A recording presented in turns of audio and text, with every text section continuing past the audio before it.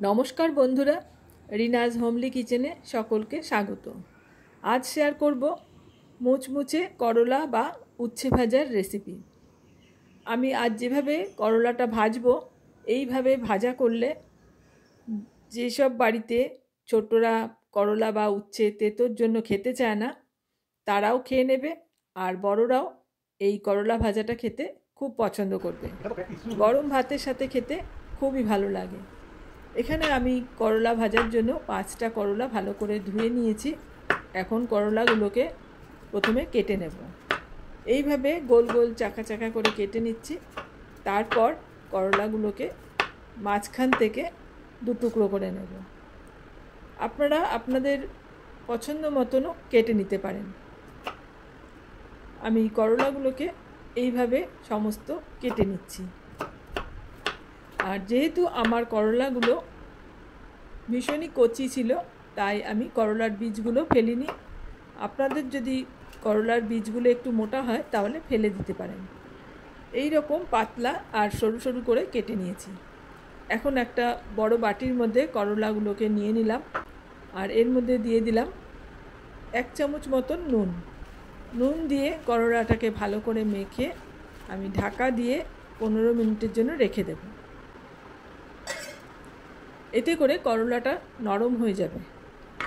15 minute পর করলা নরম হয়ে গেছে। এখন করলার থেকে জলটা চিপে নিয়ে আমি করলাগুলোকে রেখে দিচ্ছি।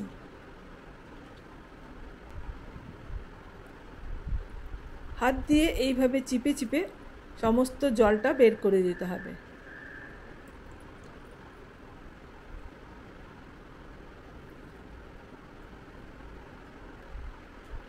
সমস্ত করলার রস আমি চিপে বের করে নিলাম।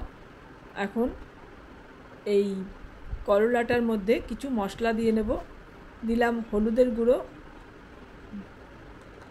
দিচ্ছি কাশ্মীরি লাল লঙ্কার গুঁড়ো, সামান্য একটু ধনের গুঁড়ো, সামান্য জিরের গুঁড়ো, আর দিচ্ছি পরিমাণ মতন নুন। 1 চামচ বেসন দিলাম, আর 1 চামচ চালের গুঁড়ো। এবার এই সমস্ত কিছু দিয়ে ভালো করে এই করলাটাকে মাখিয়ে নেব। এর মধ্যে জল দেওয়ার প্রয়োজন হবে না। মাখতে মাখতেই এইটা মশলাগুলো সমস্ত করলার গায়ে মাখানো হয়ে যাবে।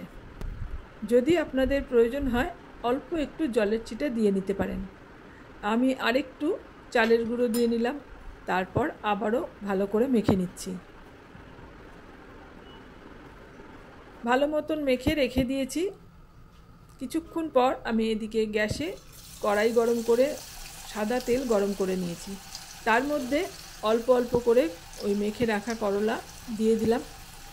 সবগুলো আমি একসঙ্গে দেব না, অল্প অল্প করে আমি 2 থেকে 3 বার ভেজে নেব।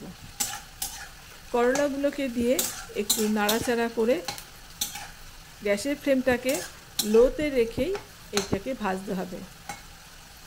মিনিট 2-3 নাড়াচাড়া করে নিলাম। তারপর 1 পিঠ ভালো মতনই ভাজা হয়ে গেছে। আবারও কিছুক্ষণ নাড়াচাড়া করে ভেজে নিচ্ছি। এই রকম লালচে হয়ে এলে বুঝতে হবে এগুলো ভাজা হয়ে গেছে। এবার গ্যাসের ফ্লেমটাকে একদম লোতে করে দিয়ে আমি এগুলোকে তেল থেকে তুলে নিচ্ছি।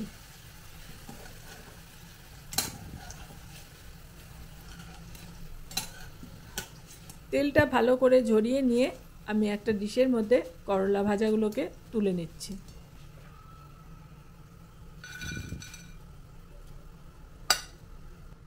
বাকি করলাগুলোকেও আমি এই একইভাবে অল্প অল্প করে দিয়ে ভেজে নেব।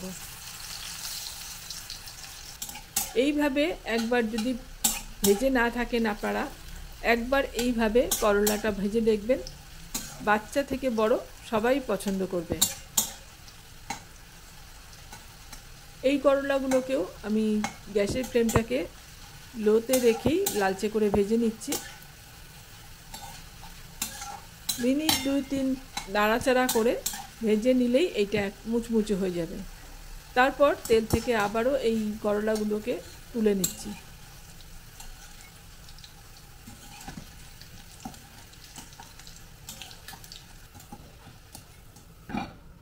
সমস্ত করলা আমি একইভাবে ভেজে নিলাম। আর এইভাবে তেলটা ঝরিয়ে নিয়ে তুলে নিয়েছি। করলাগুলো ভীষণই মুচমুচে হয়েছে, দেখেই বুঝতে পারছেন। আর আমার আজকের এই করলা ভাজা আপনাদের কেমন লাগলো কমেন্টসে জানাবেন। ভালো লাগলে লাইক আর শেয়ার করতে পারেন। চ্যানেল সাবস্ক্রাইব করা না থাকলে চ্যানেলটা সাবস্ক্রাইব করে পাশে থাকার অনুরোধ রইল।